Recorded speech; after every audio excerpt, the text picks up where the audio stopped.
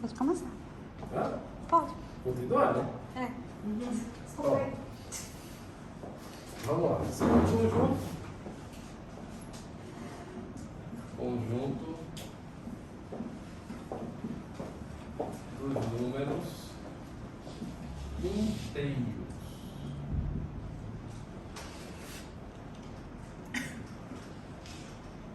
Conjunto Z. Esse conjunto, ele não tem início nem fim.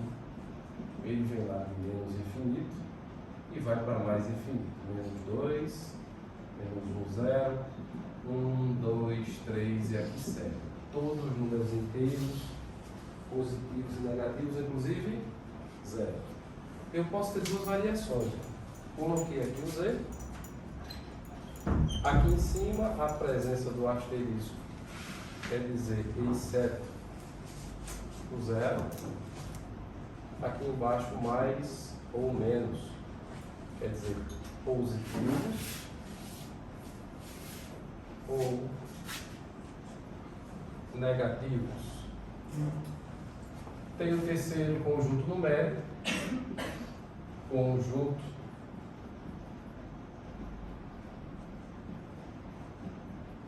dos números racionais, que é o conjunto Q vem de quociente, ou seja, A sobre B, tá? Todo número que pode ser escrito na forma de fração, A sobre B, onde A pertence ao conjunto dos inteiros, ou seja, qualquer número inteiro, e B pertence aos inteiros exceto 0. Aquela ideia que a gente tem que 0 pode ser dividido por qualquer número, mas não pode ser divisor de ninguém. Tá? Ou seja, nesse conjunto estão compostos, esse conjunto ele é composto por quem? Pelos números decimais, pelas dízimas periódicas, tá? As dízimas periódicas são aquelas dízimas que podem ser escritas na forma de fração, pois tem uma fração geratriz. E a gente tem a banca examinadora trazendo a seguinte pegadinha. Dízima periódica é que tem uma parte que ela se repete. Não é isso? Ela se repete. Aí o que é que a COPED faz? O que é que às vezes o SEBRASP também faz? Ele pega e coloca um número decimal com uma formação obedecendo a um padrão. E aí ele quer que você se confunda em relação ao período. Veja, quero que você tenha que ter cuidado. Isso aqui, ó, 0,162, 162 e assim sucessivamente. Como isso aqui, ó, 010, 100, 1000. Se eu perguntar para você qual será a próxima sequência aqui, você intuitivamente já vai me dizer 10.000. É isso? Eu tinha um 0, 2, 3 e agora eu vou ter o número 1 e vou ter o quê? 4. Isso é um padrão. Tá? É um número decimal. Mas aí ele quer que você veja se isso é uma dízima. Tá? Isso é diferente. Aqui eu tenho uma dízima periódica. Aqui eu tenho um número decimal. Tudo certo? Tem uma dízima periódica e um número decimal. Por que eu estou dizendo isso? Porque ele vai me perguntar muitas vezes se é ou não uma dízima periódica. Aí eu pergunto para vocês, Ficou claro? Sabe outra dúvida que surge quando se fala em dízimo? Não dá para a gente aprofundar o dízimo agora. Sugiro que vocês leiam, façam atividades e nas próximas aulas, antes de iniciar, no intervalo, no final, enfim, tire dúvidas sobre dízimo. É quando a gente tem assim a presença, ó,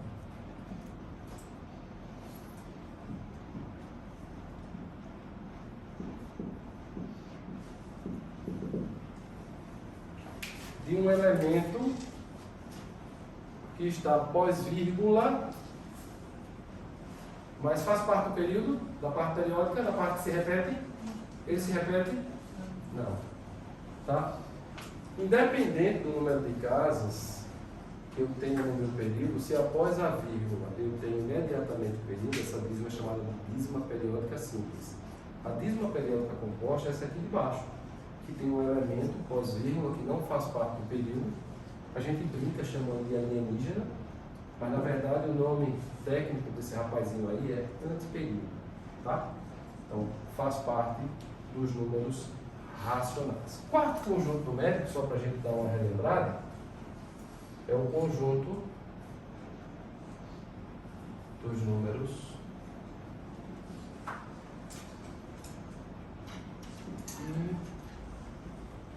irracionais. Conjunto dos números irracionais.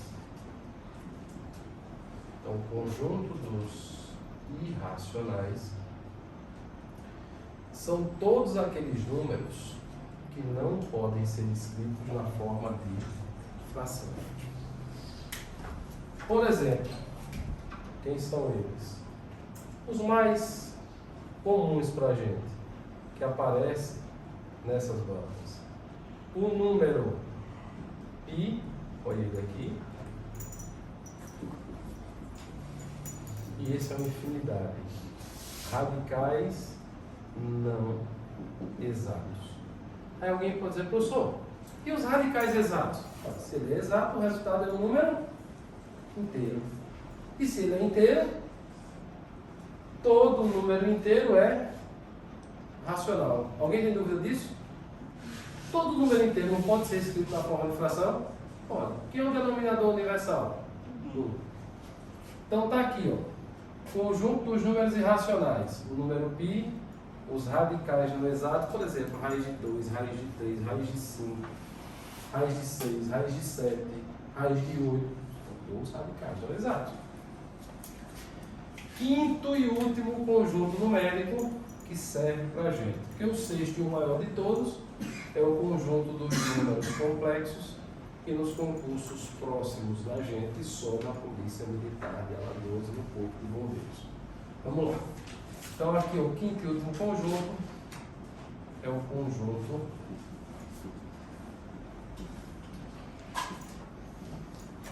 dos números reais.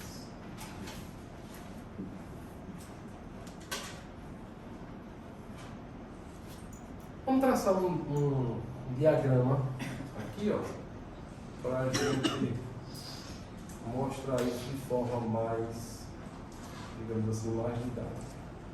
Primeiro conjunto numérico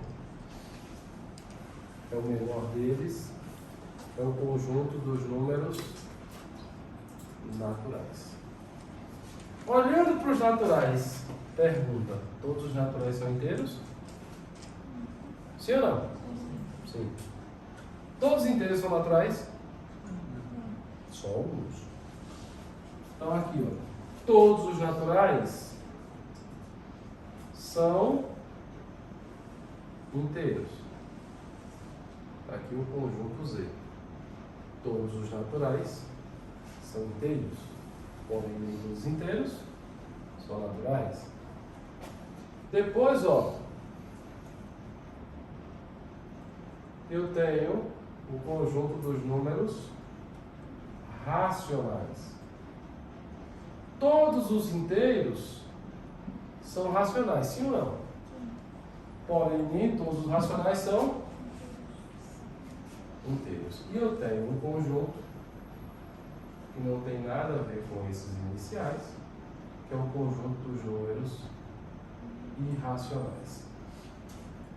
Mas a junção desses conjuntos, ó, é o conjunto dos reais. Na verdade, os reais é a união entre racionais e irracionais, ou seja, compreende todos os números. Por isso que tem diferença quando eu vou resolver questões da matemática, que ele me diz que quer que sejam com os reais, com os inteiros, com os racionais ou com os reais. Se for reais, normalmente aquilo que eu falei, são infinitos números, que todos que compreendem aquele intervalo vão fazer parte dessa solução. Beleza? Posso seguir? Segundo tópico, a gente vem falando aí de números opostos ou simétricos. Né? Trabalhar logo essa nossa definição. Opostos ou simétricos são aqueles... Oi, alguém falou?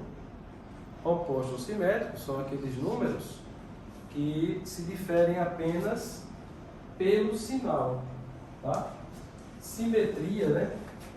A gente ouve esse conceito e tem que lembrar lá, ó. Exemplo prático do nosso dia a dia. Espelho plano. Quem fez PRF com certeza estudou isso. Ó, tá aqui, ó, o objeto, ele está, ó, a 2 metros do espelho. A sua imagem também estaria a 2 metros dentro do espelho. Tanto é que quando você se aproxima do espelho, a imagem também se aproxima, não é assim? Um exemplo prático, pode olhar em casa e entender o que é essa simetria. Simetria para a gente é a distância, né? Desse mesmo ponto. E aí a gente, quando traz isso na matemática para a reta real, aqui, ó, 0, 1, 2, menos 1, menos 2, ou seja, números simétricos são aqueles que estão à mesma distância da origem, do zero. Beleza? Vamos lá. Então, números opostos ou simétricos são aqueles que se diferem apenas pelo sinal, são iguais em valores absolutos. O que são algarismos significativos? São os números naturais 0, 1, aliás. 1, 2, 3, 4, 5, 6, 7, 8 e 9. Ele vai perguntar isso de forma direta? Vai, não, nem se preocupe. Nenhum das duas bancas. Porque isso aí é muito intuitivo para a gente e é prático. Regra de numeração: algarismo escrito à esquerda de outro representa 10 vezes a unidade. Aí a gente traz a ideia de valor absoluto e relativo. E essa ideia de valor absoluto e relativo é porque um número, ele pode ser colocado em qualquer posição. O seu valor absoluto não muda. Agora, o valor relativo não. O valor relativo está representando em relação à posição, vai mudar a quantidade que ele representa, observando a posição do número. Por exemplo, um número com 3 algarismos, eu vou ter centena, dezena e unidade.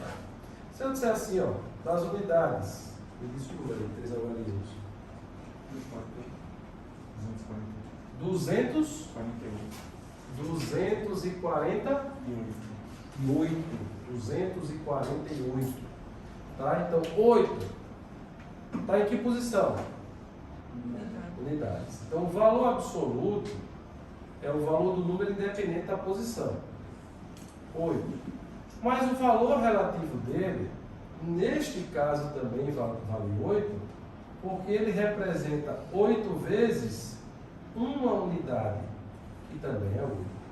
Quando você fala em unidade, você está falando de um elemento, dezena, de 10, centena, de 100 elementos.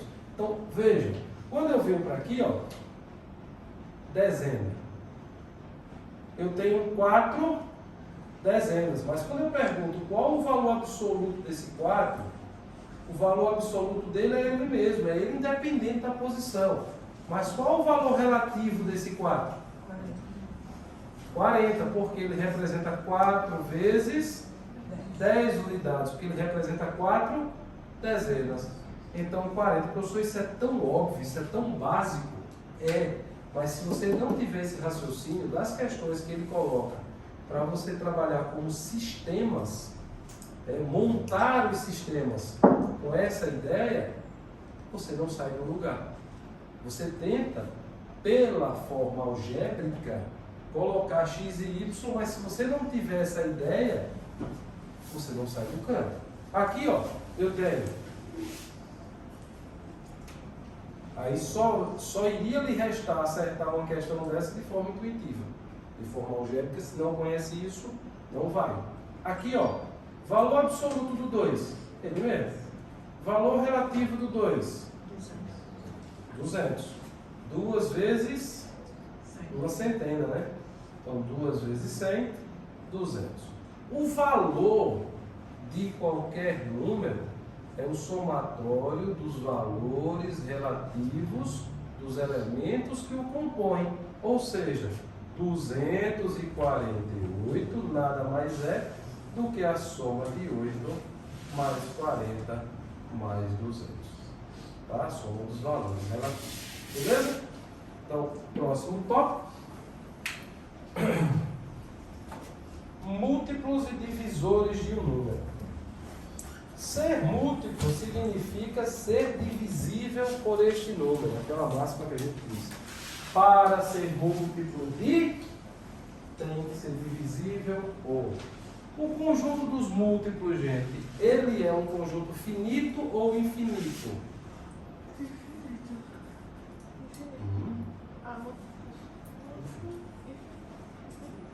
O conjunto dos múltiplos é finito ou infinito?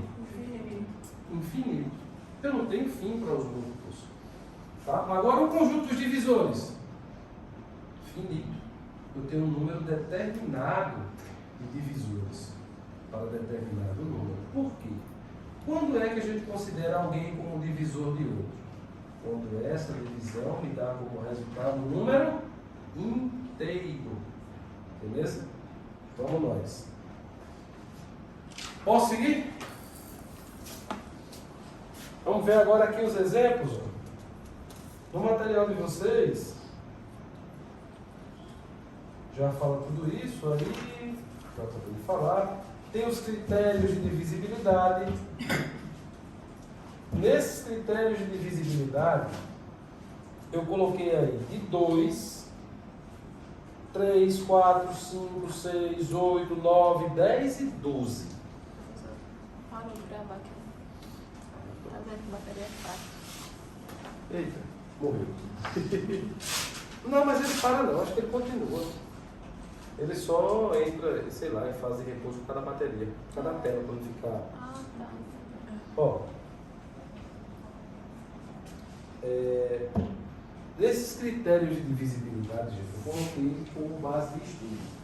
Professor, eu preciso decorar todos esses critérios de divisibilidade. Eu vou estar decorando tudo. Não precisa. Claro que não precisa. Por que você não precisa decorar todos esses critérios de divisibilidade? Você tem que saber os critérios que vão te ajudar, que vão deixar de forma bem prática você fazer sua prova. Até porque eu não indico que você trabalhe com critérios de divisibilidade maiores que às vezes você perde tempo. No momento da prova, é o momento que você está sob tensão. Então, quanto menor for o seu cálculo, mais rápido você faz sua questão e menos chance você tem de errar. As provas de concurso, elas são modeladas para cálculos curtos. Ou seja, eu vou mostrar isso aqui também durante o nosso curso, que a simplificação vai nos ajudar bastante. Eu não preciso multiplicar no início do cálculo. Eu monto tudo, vou simplificando tudo quanto for possível e só vou parar para executar realmente uma operação quando eu estiver no último passo, no passo final. Principalmente se a prova for da Sebrasp. Da Compef você ainda tem espaço para calcular. Da Sebrasp você não tem nada. E nem na banca você pode listar. Tá? Então, vamos lá. Vou apagar aqui para a gente seguir. Então, desses critérios de divisibilidade, quais são aqueles que eu não posso deixar de saber? Primeiro, quando é que um número é divisível por 2? Fácil demais, né? Quando ele for par. Quando é que um número é par? Parece uma pergunta tola, né? Professor, é claro que o número é par quando termina em número par. Deixa eu chamar a atenção de vocês. Quando a gente vai para as questões de análise combinatória da construção de números pares, quando ele pergunta quantos números pares eu posso formar com os elementos desse conjunto, por exemplo, quantos números pares de 3 algarismos eu posso formar com os elementos desse conjunto? Eu tenho lá um conjunto A com alguns números dentro. Eu canso de corrigir os alunos, sorte quando é antes de prova, né? Depois que acontece na prova, aí adeus amigos, está no seguinte, né? Em colocar todos os algarismos pares. Gente, não tem essa necessidade. Para que um número seja par, lá na formação numérica, eu já estou falando agora. Para que o número seja par, a única exigência é que o último algarismo, ou seja, o algarismo das unidades, seja par. 1112 é par? Claro que é. O 2 não é o último algarismo, então ele é par. Morreu. Então, o 2 divide todo número par. O 3, quando a soma dos elementos que compõem o número for divisível por 3. Então, esses dois, eu não posso deixar de saber. Forma 1. Professor, e por 4? Aí tem aí, por 4. Quando o número formado pelos dois últimos algarismos da direita for divisível por... Não está perdendo tempo, olha isso. Gente, até porque eu não vou precisar estar dividindo por 4, não. Você tem uma divisão. Se ele é divisível por 4, ele é divisível por 2 duas vezes, pô. Então, para que eu vou perder tempo? Montar para dividir por 4. A metade disso é quanto? É isso, por 2. Então, metade de novo por 2. Dividir por 2, dividir por 2, dividir por 4. Então, é ser prático na aula da prova. Principalmente, eu digo isso, principalmente porque a grande maioria não é que tenha dificuldade em matemática. São cenas de outro capítulo, eu comento outro dia. A grande maioria, de 100% das pessoas que dizem ter dificuldade, 90% não tem. Tem bloqueio. Isso aí eu não discuto que é por N motivos. Por N motivos. Agora, dificuldade em matemática é quem tem descálculo e outros problemas afins. De 100% do que diz ter problema, só 10 tem. Ponto. O restante tem bloqueio. Isso aí a gente sana com estudo e com outras ações. Por exemplo, esse estudo pode ser direcionado para pré-requisito ou pode ser fazendo com que a pessoa enxergue que matemática não é aquele remédio ruim a qual ela foi apresentada quando entrou na escola. Mas isso a gente debate em outro momento. Então, por 2 e por 3, eu não posso esquecer. 4 é 2 vezes o 2. Por 5, terminou em 0,5. Então, 2, 3 e 5 são imprescindíveis. Professor, por 6 eu preciso saber... Não, meu santo. Mas se você quiser saber se é divisível por 6, é saber se ele é divisível por 2 e por 3 ao mesmo tempo. Quando é que ele é divisível por 2? Quando ele é par. Então, para ser divisível por 6 tem que ser par. E, ao mesmo tempo, a soma dos elementos que compõem aquele algarismo tem que ser um número divisível por 3. Então, aí ele está como é que eu posso dizer? Aí ele está suprindo as duas exigências, a do 2 e a do 3. Então, se ele é por 2 e por 3 é por 6. Eu preciso... Não, eu vou lá, simplifiquei por 2, agora dá mais não por 2, dá por 3, dá, faço por 3. Eu vou pensar em qual é o número que eu vou dividir. Não, meu irmão, trabalhe com os menores. Por 8, eu vou estar me preocupando os 3 últimos algarismos. Meu Deus do céu. Perder tempo. Se ele é por 8, ele é por 2 de novo e por 2 de novo. Preciso fazer isso? Não vou, né? Ou seja, por 9, quando a soma dos algarismos for um número divisível por 9. É a mesma regra do 3. Mas se eu não lembrar disso, número é divisível por 9? Quando é por 3 e por 3 não. Para mim não interessa se ele vai ser por 9, se eu esquecer a regra. Eu uso a de 3 duas vezes. Por 3. Por 3 de novo é a mesma coisa que por 9. Por 10, quando termina em 0. E é óbvio, né? Por 12, por 13 e por 4. Vou nem perder tempo com isso. Números primos. Outra dúvida que persegue muita gente nesse conceito de números primos. Gente, quando a gente fala em números primos, muita gente diz assim: um número primo, ou os números primos, são aqueles que são divisíveis por 1 e por ele mesmo. Muita gente ouviu essa definição. Está errado? Não, está meio certo. Por que está meio certo? Porque está abrindo margem para uma interpretação equivocada e uma dúvida. Se você trocar um pouquinho o conceito, você mata ela.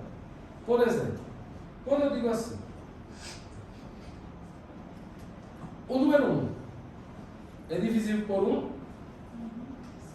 É ou não? Sim. E por ele mesmo? É ou não? Sim. Logo, não é primo. É primo? Não. Ninguém. O conceito correto é que o número primo, ou os números primos, são todos aqueles números que possuem apenas 2 divisores. Quem são eles? 1 e ele mesmo. O número 1 é primo? É não. Mas ele não é divisível por 1? E por ele mesmo? Mas por que ele não é primo? Porque ele não possui 2 divisores. Acabou. Isso eu já vi em publicação de livro. Um livro de ensino médio que o número 1 era primo. Eu quase não trouxe o número. Aleluia. Como nós? Primos entre si. O que são números primos entre si? Tem alguma coisa a ver com os números primos? Não. Nada. Porque 2 números, eles são primos entre si quando o único divisor comum entre eles é a unidade. É o número 1. Que nem primo é. Tá? Então, 2 números são primos entre si quando o único divisor comum entre eles for a unidade, for o número 1. Beleza? Que também não é número primo, então não tem nada a ver primos entre si com números primos. MDC e MMC. Isso gera dúvida em um porrado de gente. Vamos tirar essas dúvidas aqui. Peguei esse espaço aqui, tá legal.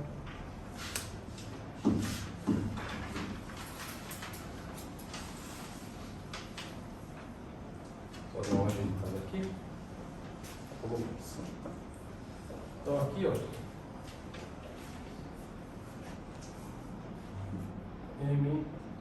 MDC e MMC.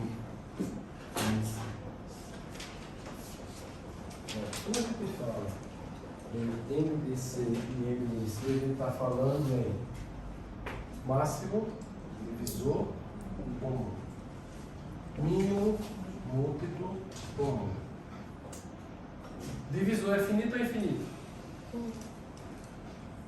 Múltiplo é finito ou infinito? Estou relembrando isso porque a gente precisa do conceito inicial para desenvolver. Vamos lá.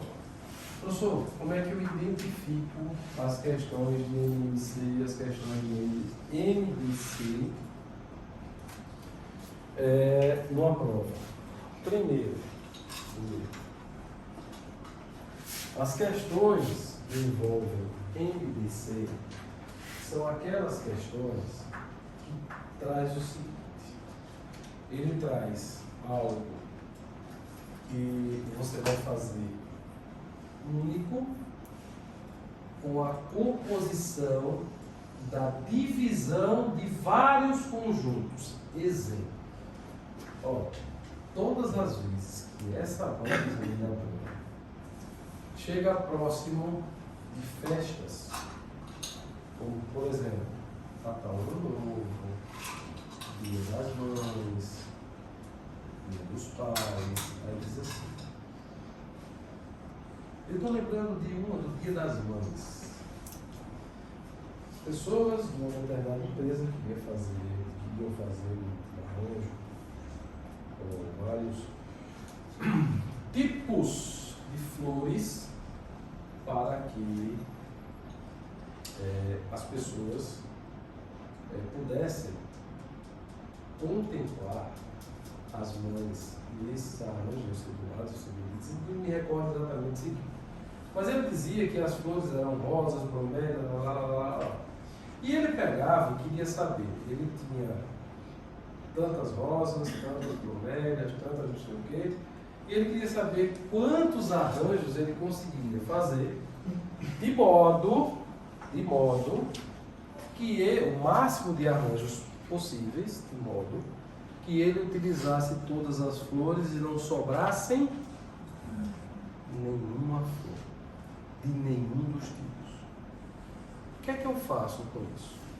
Eu tenho que achar o maior divisor comum.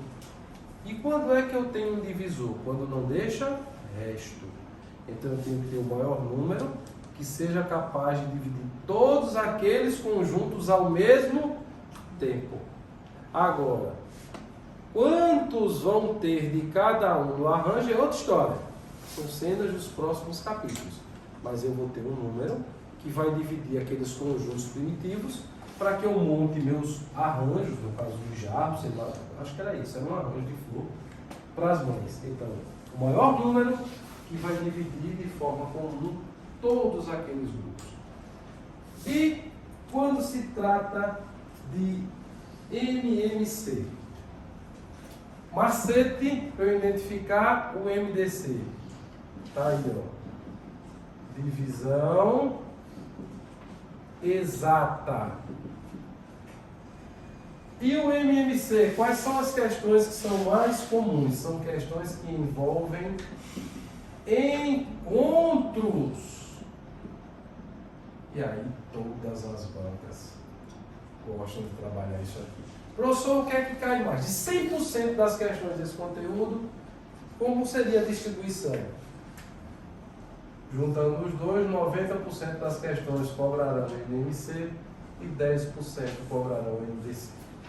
Simples assim. O que é que a Copel vai cobrar? Só Jesus e ela sabe. Vão cobrar um e outro. Mas a frequência é essa aqui.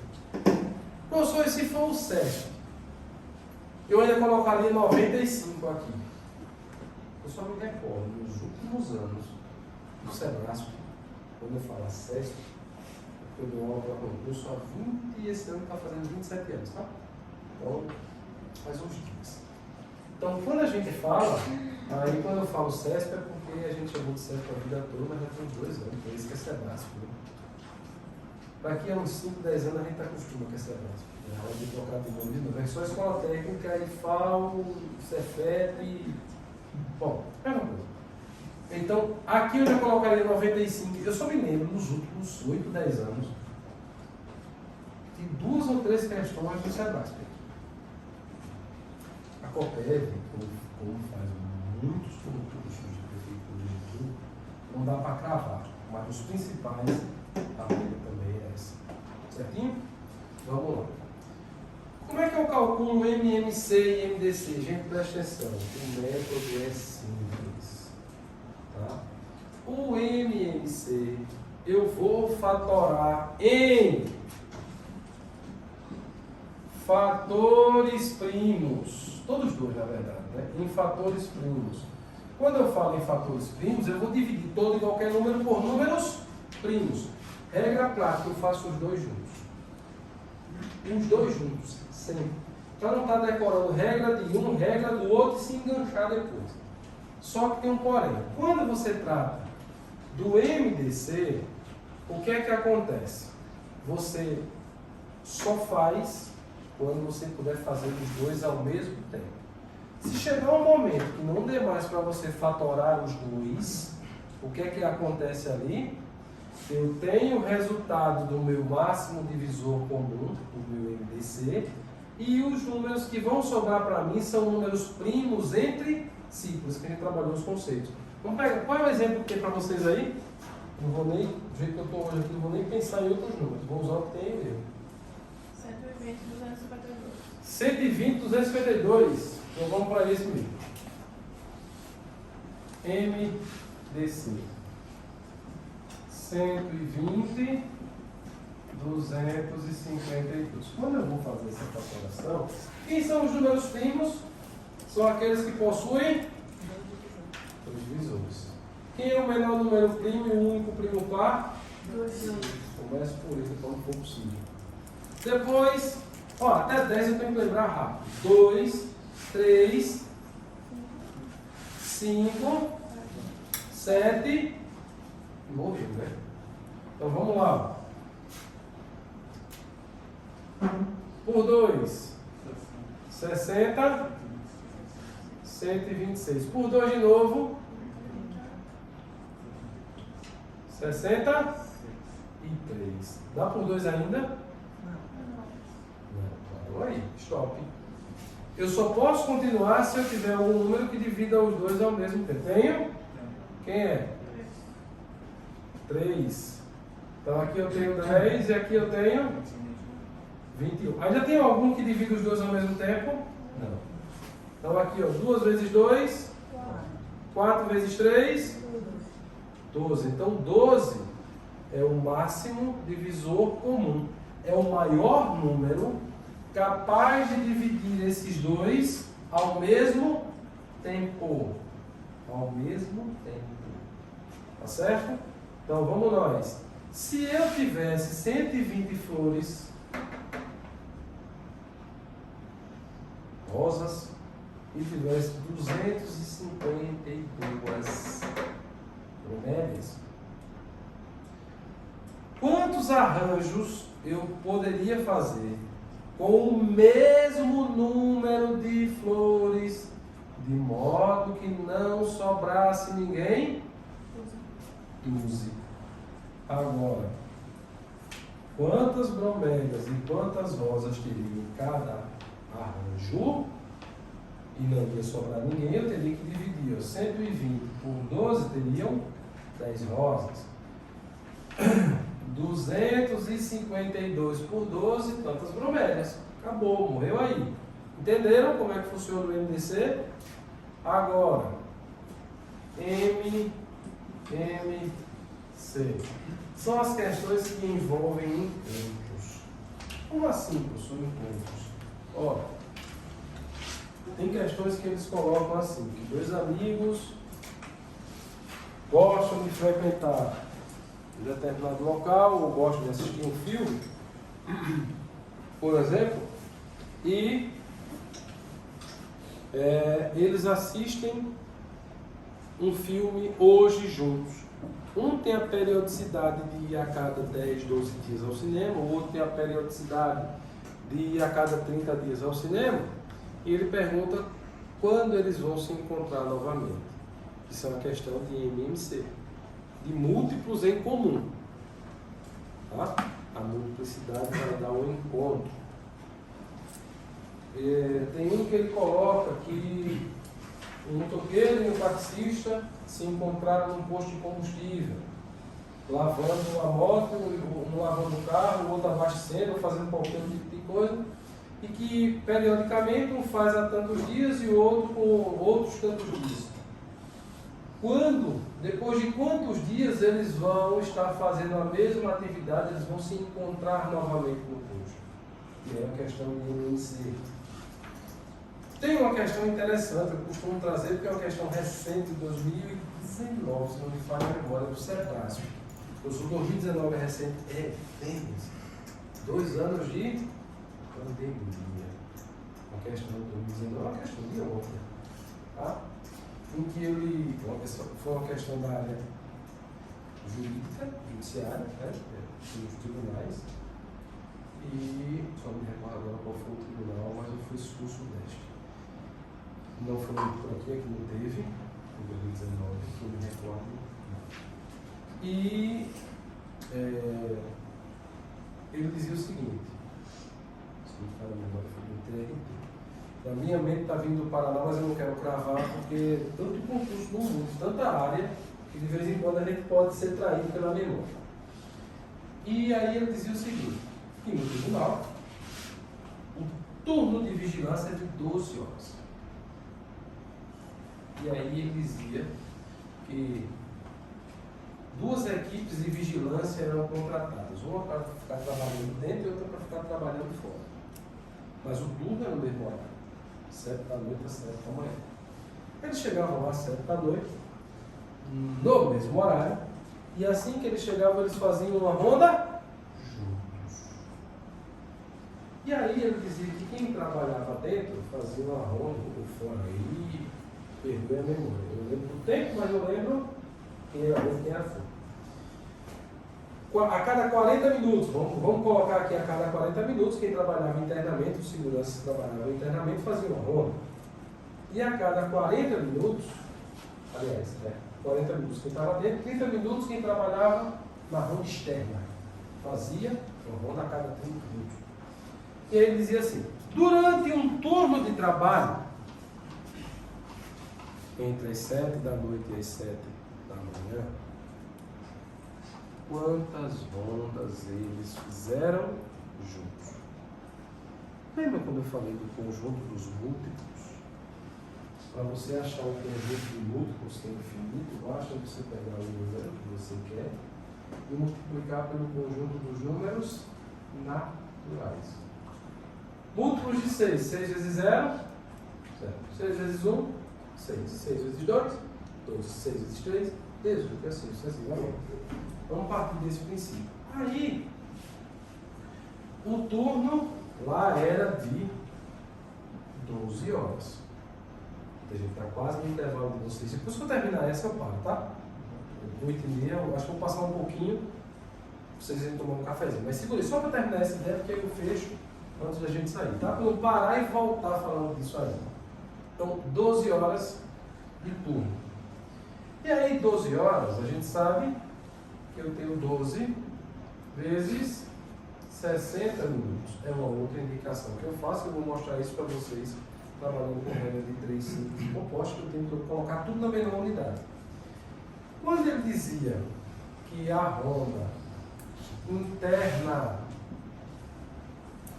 ocorria a cada 40 minutos e a ronda externa a cada 30 minutos, quantas rondas eles fizeram juntos? Veja que aqui ele trouxe para uma menor unidade, minutos, e me dava em horas o meu plantão. O meu plantão para onde mesmo? Unidade, minutos. Então, 720 minutos, correto? Tudo certinho até aí. Vamos lá. Outra informação importante que ele me disse. Eles iniciaram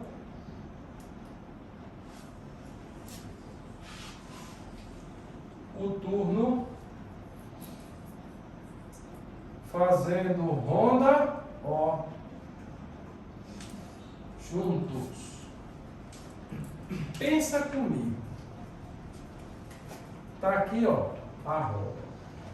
O que é isso, professor? Uma LT. Que peste é LT? Linha do tempo. Eu vou começar meu turno às 19 horas e 7 da noite e termino meu turno às 7 horas da manhã. Às 19 horas, assim que começa, passou algum minuto? Sim ou não? Então aqui vai ser o minuto 0. E aqui vai ser o minuto 720. Correto? Guarde essa informação que eu vou já está lá. E era uma questão do SEBRASP. E o SEBRASP, vocês sabem que não é múltipla escolha, né?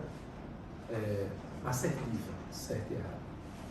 E aí na assertiva, se não me falha a memória, ele dizia assim, que eles tinham tido 6 rondas juntos. Certo ou errado? Aí tiveram alguns alunos que já tinham estudado isso, marcaram uma coisa. Outros alunos que ainda não tinham visto, marcaram outra. E começou aquela agonia. Eu estava aqui, eu estava lá, Só vi depois o telefone tocando e o professor está certo, está errado, está certo, está errado. Cada um que narrava a questão do jeito do bicho. Espere alguém que saia com o caderno, tire uma foto dessa bênção e mande para mim.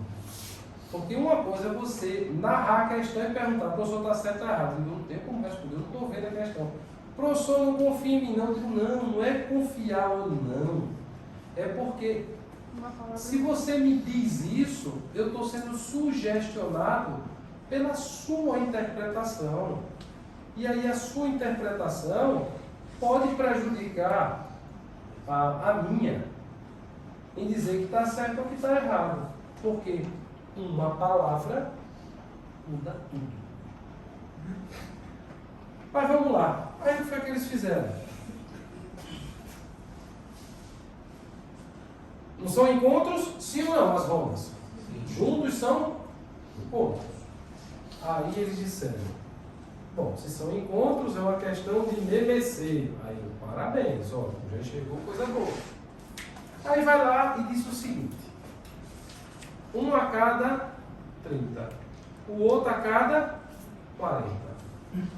Quem serão os múltiplos em comum desses abençoados? Quem é o menor múltiplo, para que eu ache os demais? Então eu venho para cá, ó, por 2, 15 e 20. Eu posso continuar por 2? Posso. Tá? Eu só troco de número primo, de fator primo na fatoração, quando eu acabar de usá-lo, quando eu não puder usar mais, independente de ser com todos ou com um só. Aí eu venho aqui, ó, 2 de novo. Eu não posso no MDC, no MDC eu posso. Então aqui, ó, por 15, por 10. 2 de novo, por 15, por 5. E agora? Por 3. Por 5 e por 5. E agora? Por 5 agora.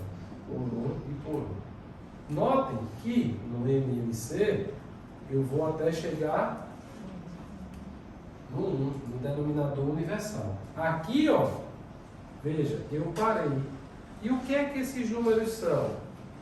São números primos entre si. Por quê? Porque entre eles o único divisor comum é o número 1. O 1 é o único cara que divide 10 e 21 ao mesmo tempo. Então vamos lá. 2 vezes 2. 4 vezes 2. 3 vezes 8. 5 vezes 24. 120. Então 120 é o meu MMC. E aí, ó.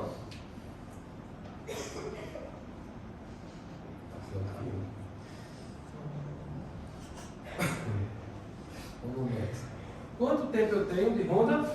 720. Não é o meu turno de trabalho? Então eu pego 720 e divido por quanto? 120. E aí, ó, corta. Você vezes 2, 12, vai 1. Você vezes 1, 6 e 1, 7. 72 menos 72, 0. Então, quantos encontros? 6 encontros. Perfeito? Aí, olha o problema. Alunos dizendo que 6 estava certo e alunos dizendo que 6 estava errado. E ligavam para mim e diziam isso aqui. Não preciso ver a questão, preciso ler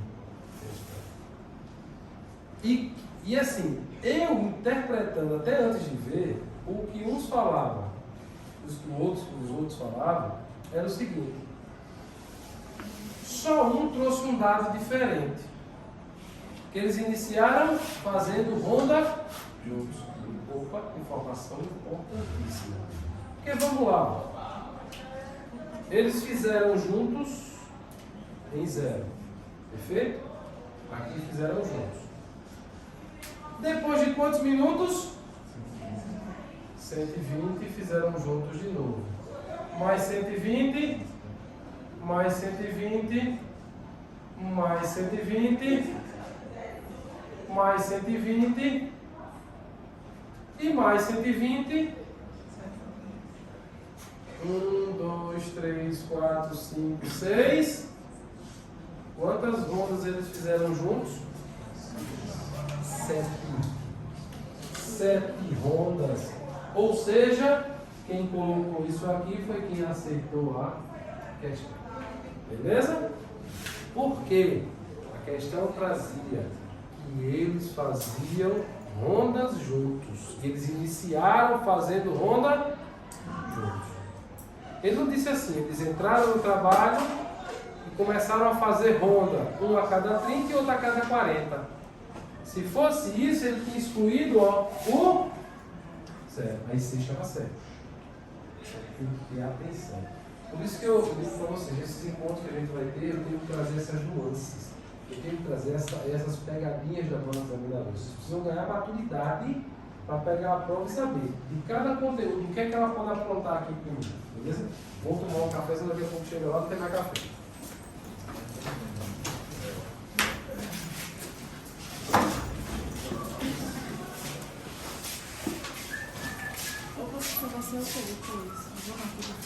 Vou seguir a apostila. Parte de matemática até onde der. Mas só o conteúdo. Bom, eu posso fazer alguns exemplos pelo meio do caminho. Porque eu não me deparei com nenhuma questão ainda.